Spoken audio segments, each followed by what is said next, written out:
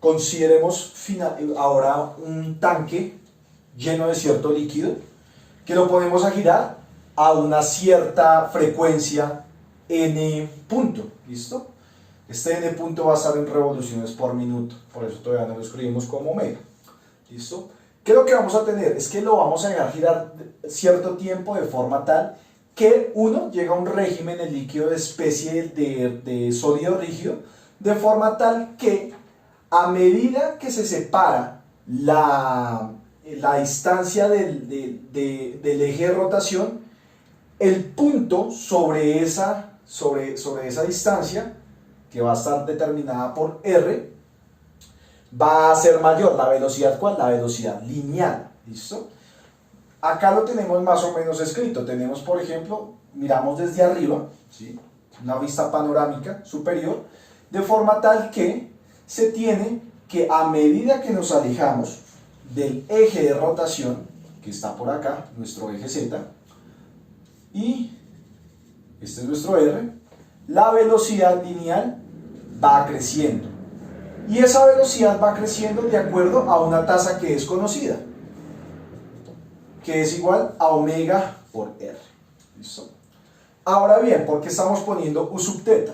Porque nosotros vamos a trabajar este problema, o vamos a construir el campo de velocidades de este problema sobre la base de coordenadas esféricas, donde nosotros lo que vamos a tener es que acá está nuestro R, y en buena medida lo que va a pasar es que el teta, los vectores directores tanto de teta y R, van a estar en esta dirección, ¿listo? Y esto va a comenzar a variar, ¿listo? Entonces, por ejemplo, por acá va a estar en esta forma.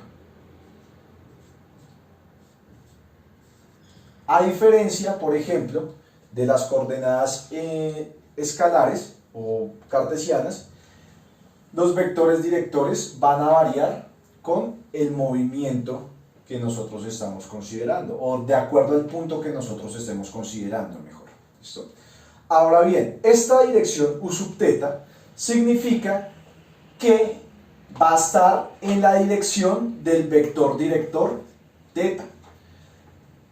También sabemos, por mecánica clásica, que en este régimen, ¿sí?, nosotros estamos considerando, piénsenlo así, un disco que está rotando.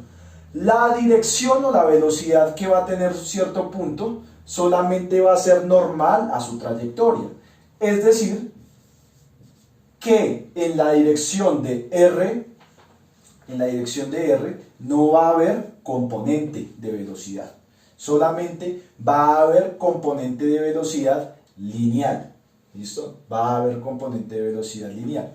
De lo contrario, no estaríamos en un régimen de sólido rígido, y un volumen o una diferencia de volumen que consideremos se movería hacia allá o hacia acá, es decir, en la dirección de R. Teniendo esto claro, teniendo o construyendo nuestro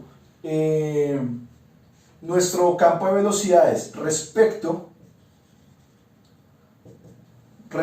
a los ejes de coordenadas cilíndricos, nosotros tenemos que saber que la velocidad, el campo de velocidad en coordenadas cilíndricas se escribe de la siguiente manera: primero U sub R, luego U sub teta y luego U sub z.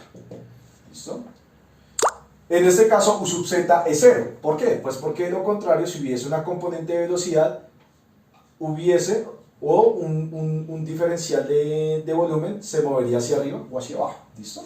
Por eso es que U sub z también lo consideramos como 0. Entonces, para este caso, simplemente sería 0, omega r y 0. ¿Qué es lo que nosotros vamos a calcular? Vamos a calcular la vorticidad. ¿Cómo es la vorticidad? Si n es 175 revoluciones por minuto. Entonces tenemos un tanque lleno de agua que se mueve a 175 revoluciones por minuto, que llega a un régimen de sólido rígido, de forma tal que podemos hacer las consideraciones anteriormente plasmadas. Con esto claro, nosotros vamos a saber, o vamos a tener en cuenta que, al igual que cuando nosotros tenemos un campo de velocidades en dos dimensiones, solamente va a tener una componente tanto de vorticidad como de frecuencia angular. Y va a estar dada en Z. ¿Listo? Nosotros ya lo vimos en varios ejemplos. En este caso, la vorticidad va a tener simplemente o va a estar dada por la siguiente cantidad. 1 sobre R sobre la derivada parcial respecto a R de la siguiente cantidad, R por U sub θ. ¿Listo? Menos U sub R. Y esto está en la dirección K. Que si hay componentes de la vorticidad en X y en Y, sí las hay. Esas cantidades son 0 y ustedes lo pueden verificar en un ejemplo, lo pueden calcular en casa. ¿Listo? Entonces, ¿qué es R por U de θ? R por U de θ va a ser igual a R por omega, ¿a dónde está? Por omega R. ¿Listo? Y esto da, o es igual a omega R al cuadrado. Por lo que, cuando nosotros hagamos la derivada parcial de R U de θ, va a ser igual a la derivada parcial de R de omega R al cuadrado, y eso nos da 2 veces omega R. ¿Listo? Por su parte, este U sub R es 0. ¿Listo? Entonces lo que nosotros vamos a tener es que L va a ser igual a 1 sobre R de la derivada parcial que nosotros tenemos acá, que calculamos que es 2 omega R. Este R con R se va y nos queda 2 omega. Esto en la dirección de Z. Es decir, en el vector director K. Bien, entonces, esta es la cantidad de la vorticidad que nosotros tenemos. Ahora bien, si nosotros nos dan esta cantidad, podemos calcular el valor de la magnitud de este vector vorticidad, y eso lo calculamos de la siguiente manera. Entonces, omega va a ser igual a n, que está por las revoluciones por minuto, y esto lo único que hacemos es multiplicar 2pi por 60 segundos. ¿Listo? Ustedes usan acá, pues en última lo que están haciendo es usar factores de conversión.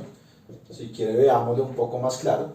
Entonces esto sería 175 revoluciones por minuto. ¿Listo? Entonces, ¿de dónde sale este 2pi y de dónde sale este segundo? Básicamente acá, y de estas consideraciones, que una revolución es igual a 2pi. Recuerden que una revolución es un giro completo, es decir, completar un ángulo de 2pi. Y un minuto